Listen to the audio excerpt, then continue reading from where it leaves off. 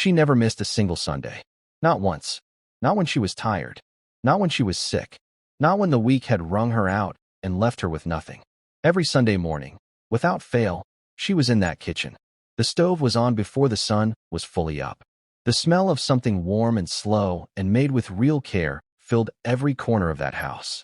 And every Sunday, she packed that food into containers, sealed the boxes, wrote a note by hand, and sent it all to a woman she had never met.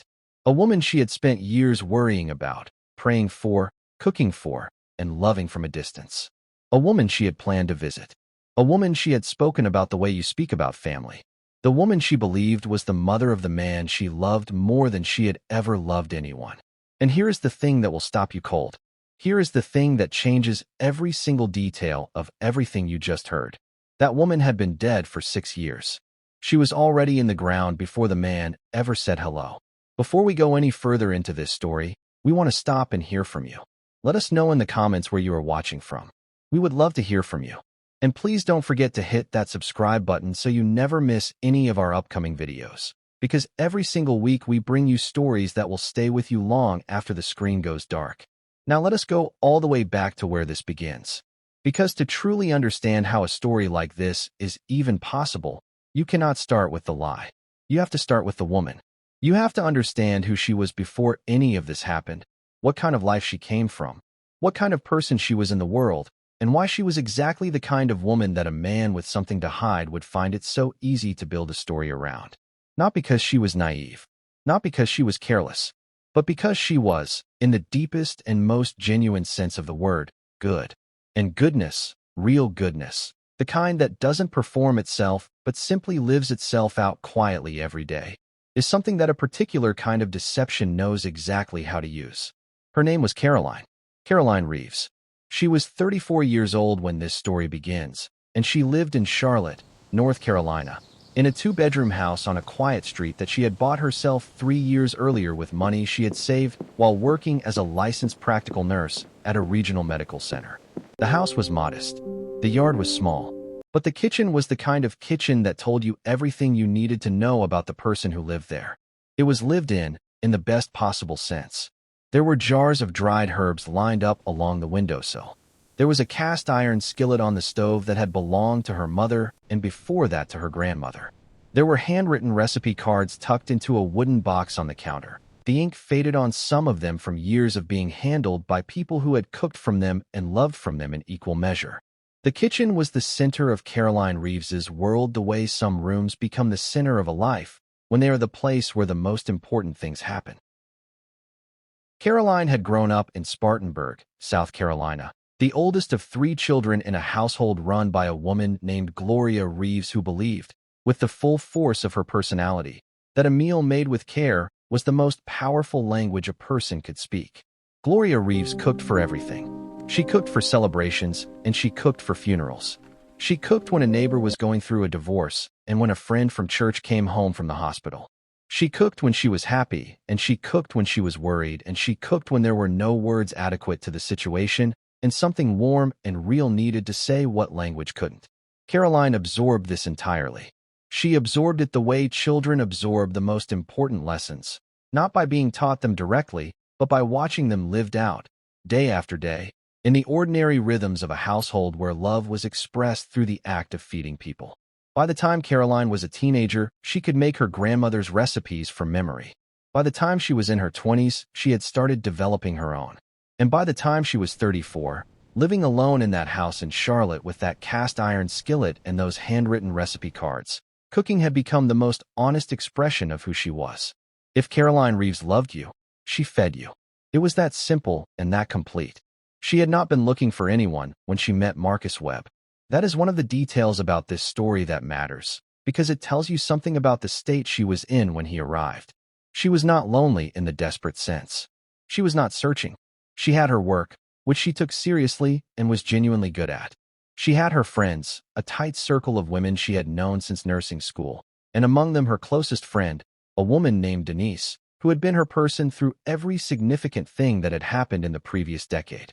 She had her family back in Spartanburg, her mother Gloria and her younger siblings, and the particular comfort of knowing that home was always there when she needed it. She was not unhappy. She was simply at a point in her life where the future felt slightly abstract, slightly unmapped, like a road she was walking without being entirely sure where it was taking her. Marcus Webb walked into her life on an ordinary Friday evening in the spring at a community fundraiser for a local literacy program that Denise had dragged Caroline to with the particular insistence that close friends are licensed to use on each other. Caroline had not wanted to go. She was tired from a long week at the hospital. She had been planning to go home, make herself something simple, and spend the evening doing nothing in particular.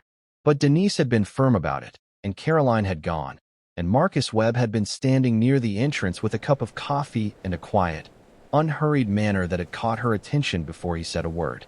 He was 42 years old. He was tall and composed, and he had the kind of stillness about him that some people mistake for aloofness until they talk to him and discover that it is actually attention. He paid attention.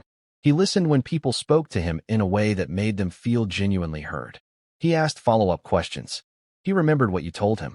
He was, by every measure visible from the outside, a man who was fully present in whatever conversation he was in.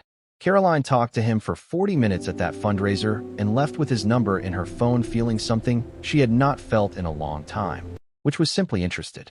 Not swept off her feet, not overwhelmed, just genuinely, quietly interested.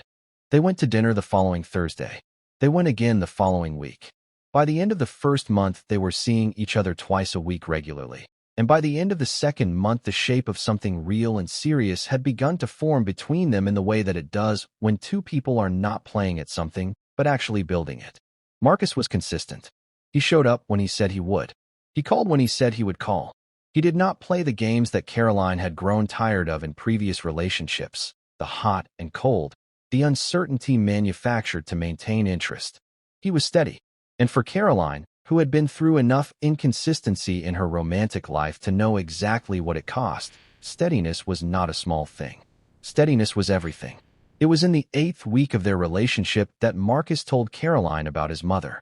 They were at his apartment on a Sunday evening, and he had stepped away from the living room to take a phone call. And when he came back, his face carried something different in it. Something quieter. Something that sat just below the surface of his usual composure. Caroline asked him if everything was okay. And Marcus sat down, and he told her about Ruth. His mother's name was Ruth Webb. She lived alone in a small house in Clarksville, Tennessee, the town where Marcus had grown up, and she was 74 years old, and she had congestive heart failure that had been diagnosed 2 years earlier, and that had been managed carefully since then, but that was, in the honest assessment of her doctors, a condition she would not recover from but would live with as best she could for as long as she could. Marcus told Caroline all of this with the measured calm of a man who had already spent considerable time making peace with something that could not be changed. He said that he called his mother every day. He said that the distance between Charlotte and Clarksville was the one thing in his life he genuinely struggled with. He said that Ruth was the person he was closest to in the world, and that watching her health decline from 400 miles away was a particular kind of helplessness that he did not have adequate language for. He said all of this quietly, without asking for anything, which was the thing that moved Caroline most of all. He was not performing grief. He was simply sharing it. And that kind of honesty, the kind that doesn't demand anything in return, was something Caroline responded to with everything she had. She went home that night, and she called her own mother. She told Gloria about Marcus and about Ruth, and about the congestive heart failure and the distance and the daily phone calls.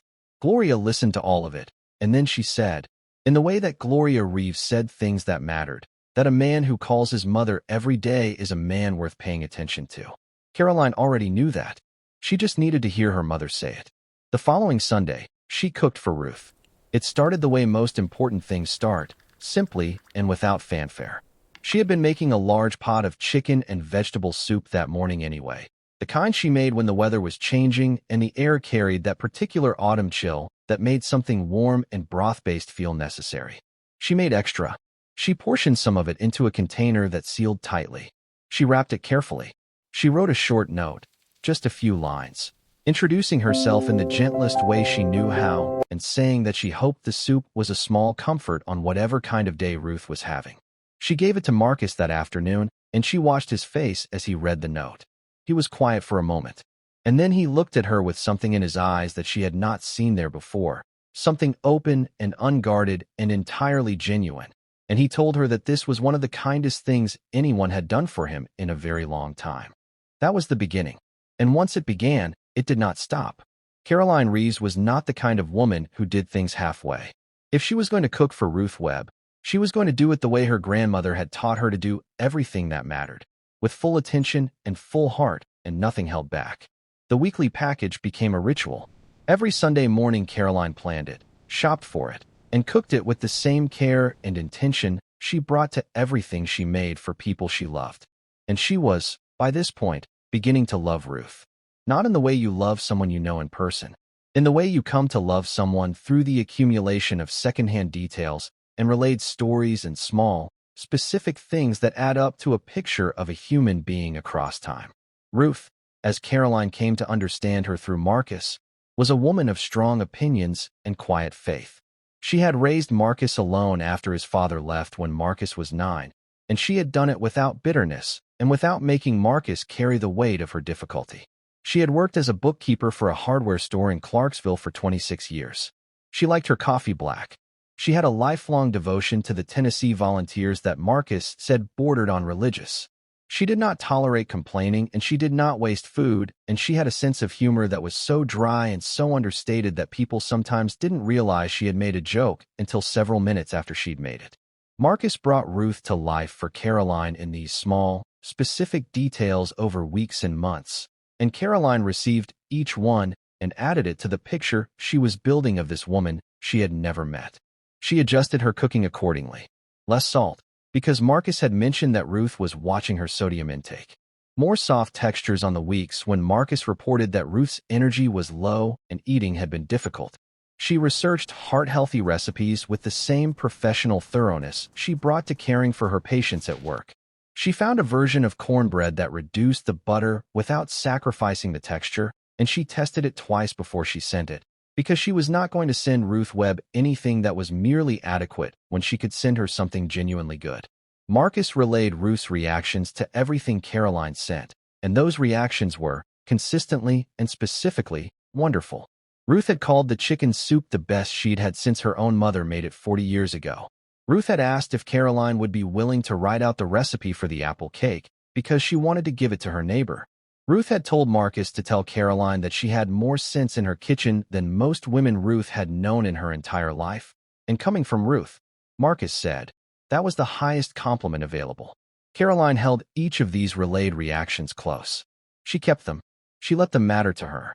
She let them build the relationship she believed she was building with a woman she intended to meet in person just as soon as the circumstances allowed for it. And that is where the first threads of the story begin to show their tension. Not dramatically, not in any way that would have announced itself as something worth examining. But looking back, which is the only vantage point from which these things ever become visible, there were things that didn't quite sit level. Things that were small enough, individually, to dismiss, but that were beginning, in the accumulation of months, to form a pattern that had no clean explanation. The first thing was that Ruth never called Caroline directly. Not once in the entire time Caroline and Marcus were together did Ruth Webb pick up a phone and call the woman who was cooking for her every Sunday and sending handwritten notes and worrying about her health and praying for her by name. There was always a reason. In the beginning, Marcus explained that his mother was from a generation that found phone calls with people they hadn't met yet to be socially awkward, that she preferred to wait until she could speak to someone in person. Caroline accepted this completely. It was plausible. It was the kind of thing that certain older women, particularly those of Ruth's generation and temperament, might genuinely feel. So Caroline accepted it and moved forward and kept cooking and kept writing notes and kept waiting for the in-person meeting that Ruth apparently also preferred. But months passed, and then a year passed, and Ruth still had not called. And every time Caroline gently raised the possibility of speaking to her directly, there was always something, a bad health day, a new medication making her foggy, a week when she simply wasn't up to it. The reasons were always reasonable. That was the thing about them. They were always just plausible enough to land without disturbing anything. But they kept coming, one after another, an unbroken chain of reasonable explanations for why the woman Caroline was cooking for every week of her life could not simply pick up a phone and say hello. The second thing was the visit. By the time Caroline and Marcus had been together for a year and a half, Caroline had raised the subject of driving to Clarksville to meet Ruth in person more times than she could easily count. She raised it gently, the way you raise something you want without wanting to pressure anyone. She raised it with Marcus, and he always received it warmly. Always said yes, of course, soon, absolutely, just not quite yet. Ruth was having a difficult stretch. The doctor had advised against outside visitors during a particular period of treatment. Ruth had said she wanted to feel stronger first, that she had too much pride to receive someone important in a state she wasn't satisfied with. Every reason was, again, reasonable. Every reason was exactly the kind of thing a proud, private, elderly woman with a serious health condition might genuinely say. But the visit never happened. Month after month, the visit stayed in the future, always just ahead of them, always almost within reach, and never actually arrived. Caroline told Denise about these things, not as accusations, not even as concerns, exactly, more as observations she was turning over in her mind without quite knowing what to do with them. Denise listened carefully, the way Denise always listened, and she said what a good friend says in that situation, which was that it probably wasn't anything, that older people could be funny about their privacy, that some people just took longer to open up. She said that the fact that Marcus clearly loved his mother and was devoted to her was a good sign, not a reason for worry. And Caroline agreed with all of that. She did. She went home, and she kept cooking, and she kept sending the boxes, and she kept writing the notes, and she kept planning the visit that kept not happening. Because the relationship was good and Marcus was good and the love between them was real. She was sure of that. She was completely sure of the love. What she was not sure of, in the quiet places she didn't always let herself visit, was why a woman who had received over 100 Sunday packages and relayed back specific, warm, personal reactions to every single one of them had never once picked up the phone. In the second year of their relationship, something happened that should have been a turning point but wasn't, because Marcus handled it with the particular precision that, by this point, had become his signature. Ruth had a health crisis. Or rather, what Marcus described to Caroline as a health crisis. He called her on a Wednesday evening, and she could hear from the first word he spoke that something was wrong. His voice was tight in the way that composed people's voices get when they are holding something difficult together by force of will. He told her that Ruth had been admitted to the hospital. He said her heart had taken a turn, that the doctors were monitoring her closely, that it was serious but that they were cautiously optimistic. He said he was going to drive to Clarksville the next morning and he would keep Caroline updated. Caroline was on her feet before he finished the sentence. She asked what she could do. She asked what Ruth needed. She asked if she should come with him. Marcus told her no, that it was better for now if he went alone, that Ruth was particular about who she wanted around her when she was at her most vulnerable, but that he would tell her Caroline was thinking of her, and that would mean a great deal. Caroline spent the next 3 days in a state of low level, constant worry that she managed the only way she knew how. She cooked. She made broth. She made soft, gentle things that would be easy on a sick person. She made the coconut cake that Ruth had apparently loved the most out of everything Caroline had ever sent, because she thought that when a person was recovering from something frightening, they deserved something that felt like a celebration of still being here. She packed everything with extraordinary care.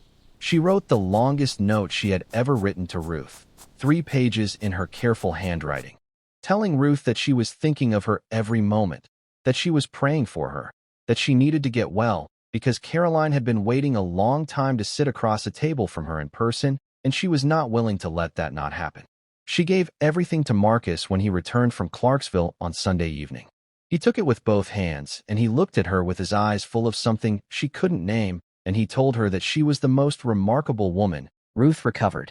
Marcus reported the improvement over the following days with audible relief, relaying messages from his mother about the food and the note, telling Caroline that Ruth had read the 3-page letter 3 times and that she had cried, that she had told Marcus she already loved Caroline without having met her, and that was a thing that did not happen to her often.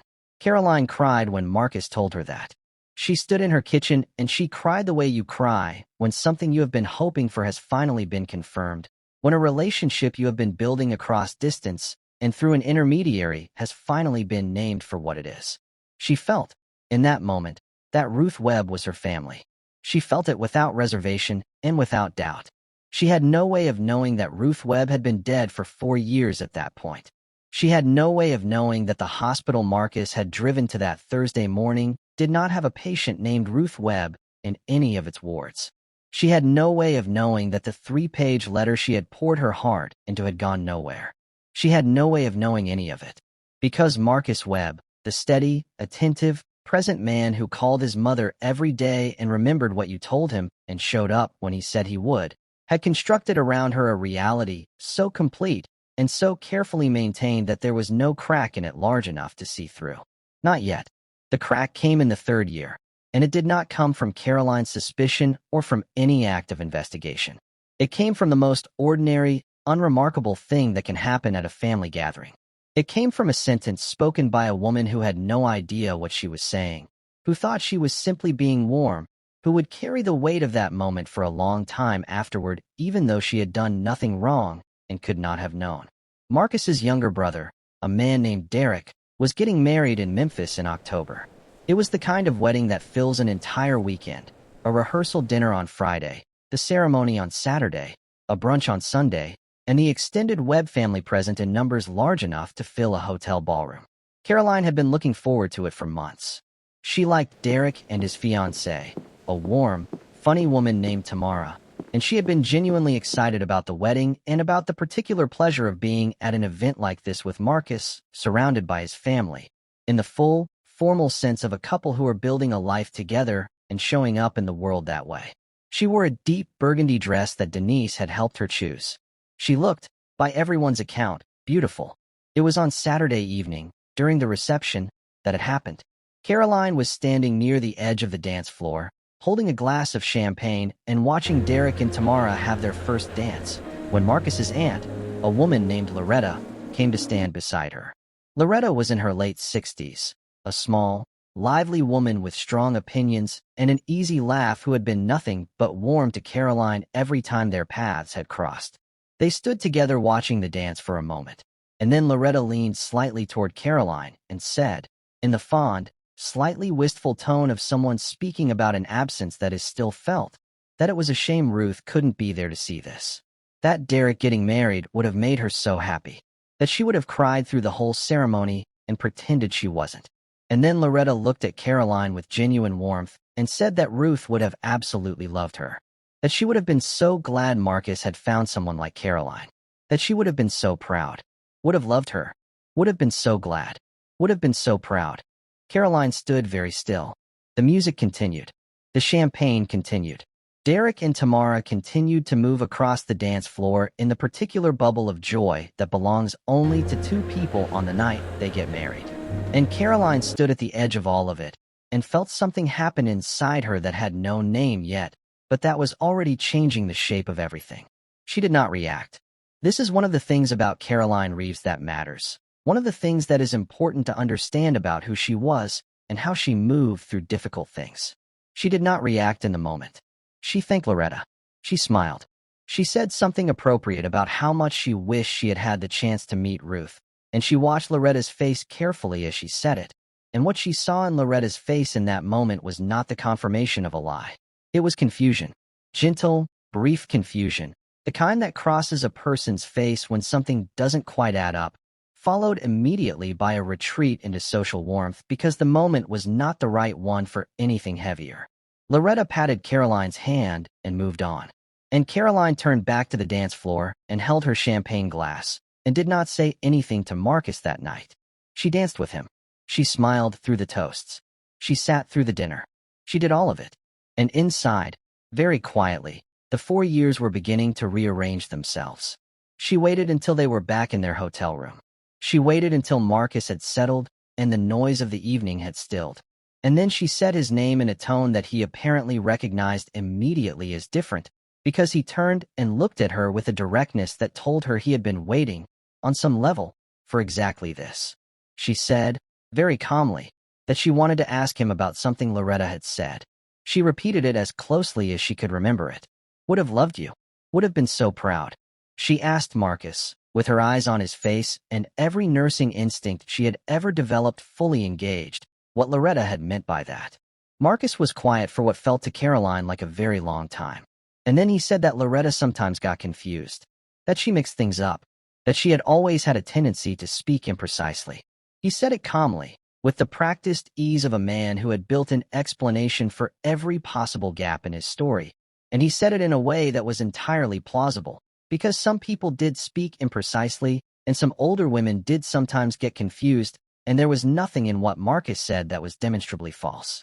But Caroline had been a nurse for over a decade. She had sat with people in some of the most vulnerable and honest moments of their lives.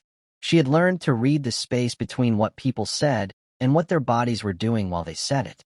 And what Marcus's body was doing while he told her that Loretta got confused was completely at odds with the calm of his voice. His stillness was not the stillness of a man who was relaxed. It was the stillness of a man who was holding something very carefully in place. She did not push further that night. She made a decision, conscious and deliberate, to let it rest until she had more to work with. She had spent enough years in a profession that required careful, evidence-based judgment to know that a feeling, even a strong and specific feeling, was not the same as a fact. She needed more. She went to sleep that night next to Marcus with the question sitting in her chest like a stone, and she woke up the next morning, and she was pleasant through the Sunday brunch, and she drove back to Charlotte with Marcus, and she went back to her house, and she sat alone in her kitchen for a long time. What she did next was methodical. It was the kind of thing that she did not arrive at easily, because she was not by nature a suspicious person, and the act of investigating the man she loved felt like a violation of something she valued. But the feeling from the night before would not leave. It had lodged itself somewhere below the level of argument, in the place where the body keeps the things it knows before the mind is willing to acknowledge them. And Caroline Reeves was not a woman who could ignore what her body was telling her. Not indefinitely. She started with what she had. She knew Ruth's full name from years of Marcus referring to her. Ruth Webb. She knew the town, Clarksville, Tennessee. She knew the approximate age, which would have made Ruth somewhere around 76 or 77 now if she was still living. She knew Marcus had mentioned at various points that his mother had worked for the same hardware store for decades. She had enough. It took her less than an hour online to find what she was looking for, because the thing she had been hoping not to find was not hidden. It was exactly where public records always are, available to anyone who thinks to look. It was in a death notice published by a Clarksville newspaper 4 years and 3 months ago. Ruth Ann Webb, age 72, beloved mother of Marcus and Derek Webb, longtime resident of Clarksville, Tennessee, passed away peacefully at home on a Tuesday morning in July. Survived by her 2 sons and several grandchildren and a community of friends who loved her dearly. Caroline read it 3 times. She read it the first time quickly, the way you read something you are hoping to find a mistake in. She read it the second time slowly, with the particular deliberateness of someone who is making sure they are understanding correctly.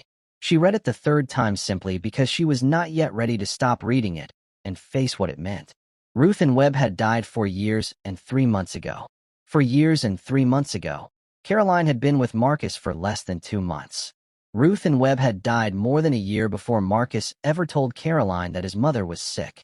More than a year before the first package of chicken soup had been packed and labeled and sealed with a note. More than a year before any of it began. She sat at her kitchen table for a long time after that. She did not cry immediately. She did what she always did when something too large to process arrived all at once. She sat with it. She let it be there. She did not try to make it smaller or make it make sense before it was ready to make sense. She sat in the kitchen that had been the center of her life, next to the stove that still carried the faint smell of every Sunday morning for 3 years, and she let the full weight of what she had just found press down on her in the silence of her own house. Then she called Denise. Denise arrived within 20 minutes. She did not say very much when she got there. She sat down across from Caroline at the kitchen table, and she listened while Caroline told her everything, starting with Loretta's words at the wedding and ending with the death notice on the screen of her laptop that she turned around so Denise could see it. Denise read it. She looked up at Caroline, and then she said, slowly and carefully, the way you say something when you are trying to make sure the words come out in the right order, that they needed to figure out exactly what they were dealing with before Caroline said anything to Marcus.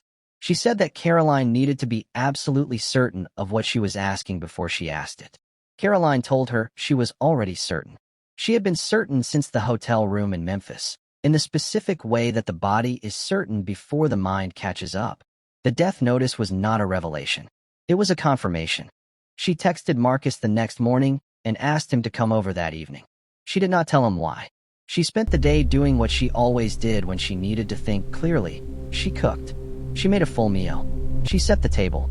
She did it all with the careful, precise attention that she brought to everything that mattered to her, because she was not going to have this conversation in a house that wasn't ready for it.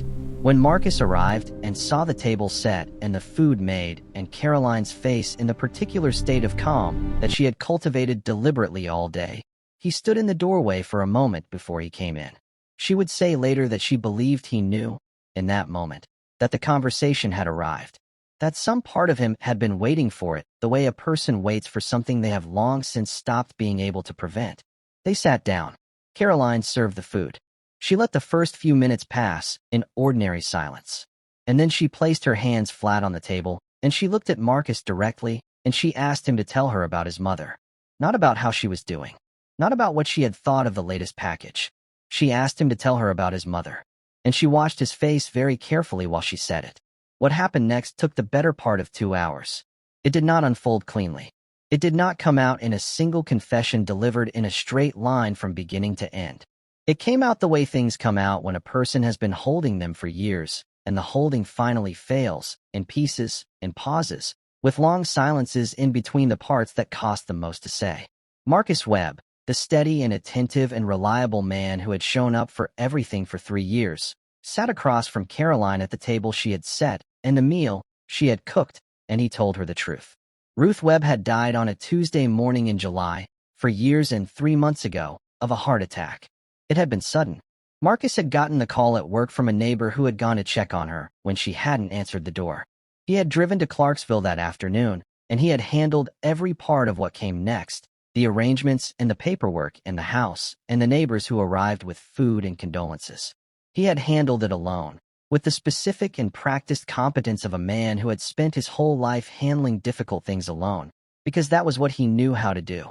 Ruth had raised him and Derek by herself, and she had done it by being strong and capable and self-sufficient. And Marcus had learned those same qualities at her side, and they had served him well in many areas of his life. But they had not served him well in grief. Because handling grief alone, in the way Marcus Webb handled it, meant that it never actually moved. It stayed. It went somewhere underground, somewhere below the level of daily functioning, and it sat there without processing and without releasing, and it changed the texture of everything above it without anyone on the surface being able to see it. He met Caroline 4 months after Ruth died. He had not planned to meet anyone. He had gone to that fundraiser with Derek, at Derek's insistence, for the same reason Caroline had gone with Denise, because the people who love us sometimes know better than we do that we need to be somewhere other than alone. He had met Caroline and he had liked her immediately and completely, in the clear, unambiguous way that sometimes happens when grief has stripped everything unnecessary away, and what is left is the ability to recognize something real without the usual interference. He had asked for her number, and she had given it to him, and he had gone home that night and thought about her with a clarity and a warmth that he had not felt about anything since the July morning that changed everything. And then, in the 8th week, when things between them had become real and serious and were moving towards something permanent, he had sat down and told her about his mother. He had said her name in the present tense. He had said Ruth was sick. He had said she had congestive heart failure. He had said the daily phone calls and the difficulty of the distance and all of it. And he told Caroline, sitting at her kitchen table 4 years later, that he did not know why he had done it. Not in the sense of not understanding the mechanics of what he had said, but in the deeper sense of not fully understanding the need it had served. He said that saying Ruth was still alive had felt, in that moment, like the only way to bring her into the room. Like the only way to have her be part of this new thing that was beginning. Like the only way to grieve her without stopping what was starting between him and Caroline, which was the first genuinely good thing that had happened to him since he lost her. He said that he told himself he would correct it soon. He said that the correction was always just ahead of the next moment, always just about to happen, and that each time the moment passed he found himself further in and with less capacity to imagine a way back that didn't destroy everything. He watched Caroline cook for Ruth every Sunday for 3 years.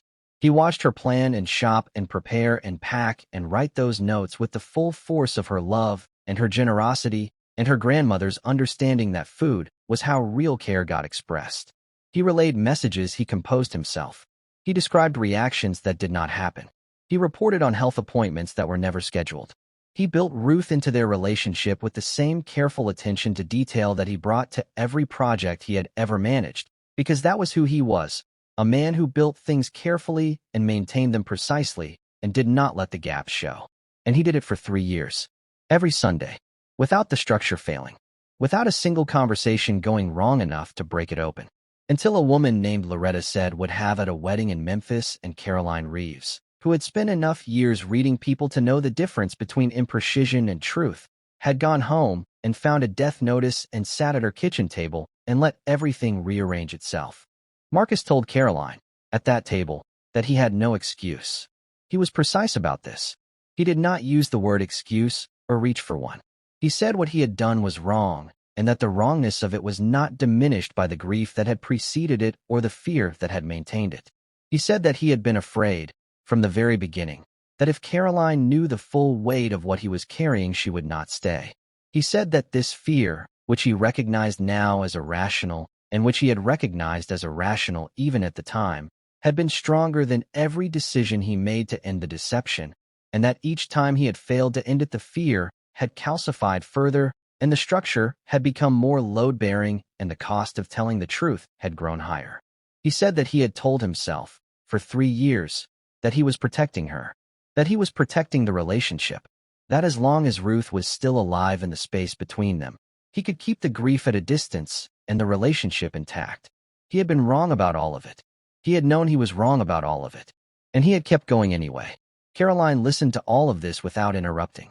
She had that capacity, which she had developed through years of sitting with patients in difficult moments, to hold a silence that was not empty but full, a silence that said, I am here, and I am listening, and I will wait for you to finish before I respond.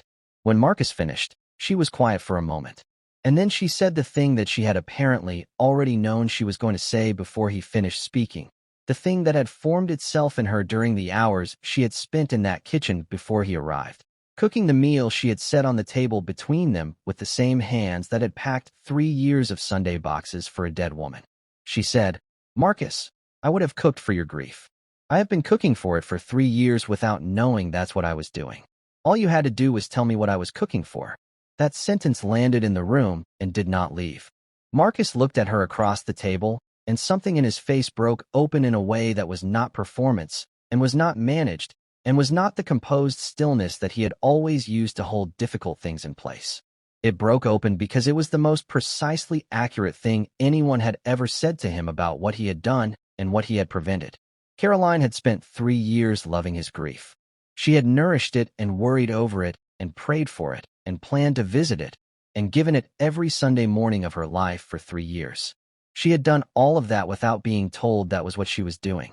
And she would have done it willingly, freely, with the full force of everything she was, if he had simply told her the truth.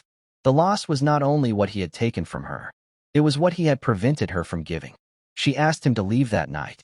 She said it without anger, which was perhaps the most devastating way she could have said it, in the calm, clear voice of a woman who has processed something all the way through and arrived at a decision that is not hot, but is absolute.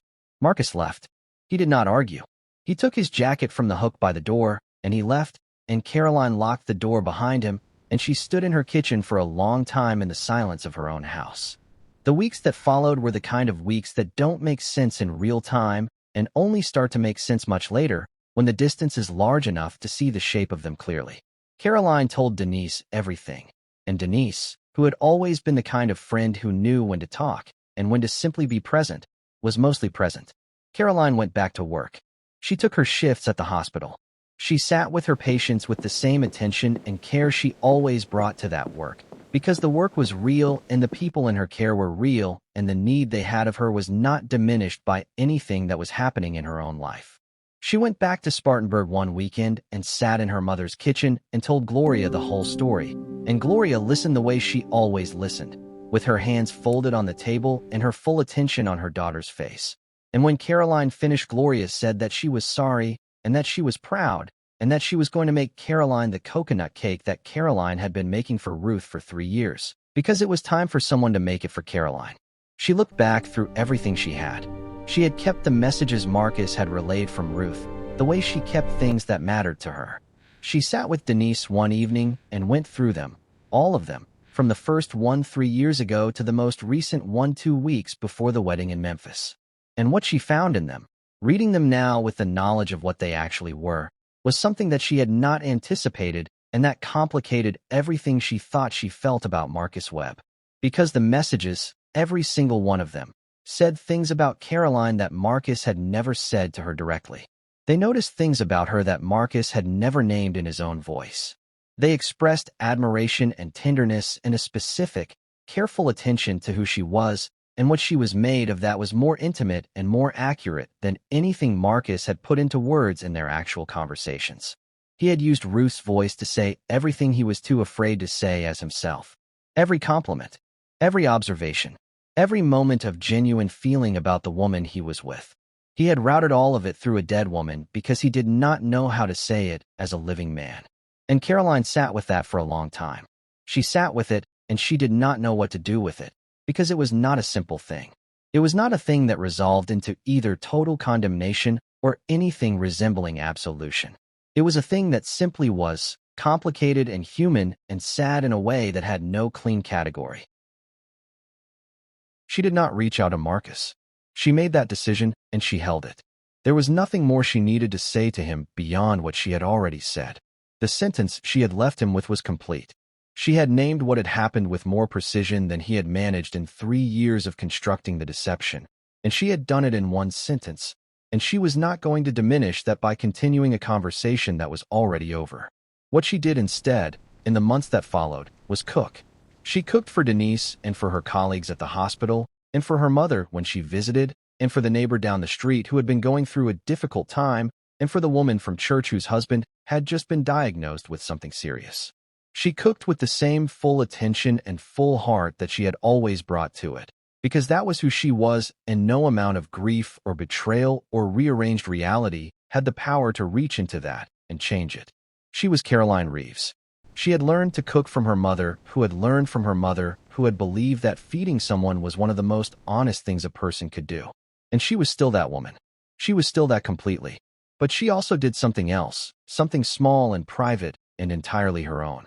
She made a pot of Ruth's soup, not for anyone, just for herself. She made it from the recipe she had developed over 3 years of cooking for a woman she had never met, adapted for a heart condition that was never real, seasoned with the particular care of someone who had been doing this every Sunday for 3 years and had gotten very good at it.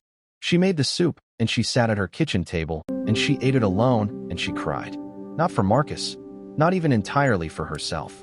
She cried for Ruth and Webb, who had been a real woman once, who had raised 2 sons alone and worked 30 years at a hardware store and loved the Tennessee Volunteers and had a sense of humor so dry that people sometimes missed the joke. She cried for the Ruth who had never received any of the soup or the cornbread or the coconut cake or the handwritten notes. She cried for the relationship that had never existed between the two of them, which had felt completely real from Caroline's side, and which had been built entirely by a man who did not know how to grieve without hiding, who did not know how to be loved without a structure around it, who had used his dead mother's name as the scaffolding for a tenderness he could not express in his own. She cried for all of it, and when she was done, she washed the pot and dried it and put it back on the stove. And on Sunday morning she woke up, and she went back into the kitchen, and she cooked again. There is a question that stays with this story long after the facts of it have settled.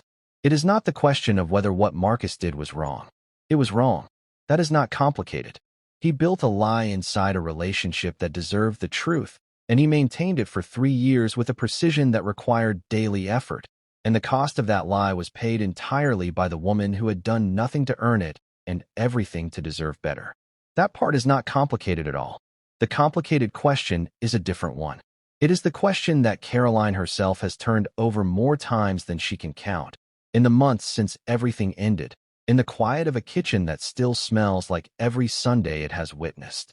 The question is this: what do you do with a grief so heavy that you cannot find a way to speak it? What do you do when the thing that most needs to be said is also the thing that feels most certain to cost you everything if you say it? And what does it mean that the answer Marcus found to that question was not silence, but this, a dead woman kept alive in the space of a relationship by weekly packages of food cooked by a woman who had no idea what she was actually feeding?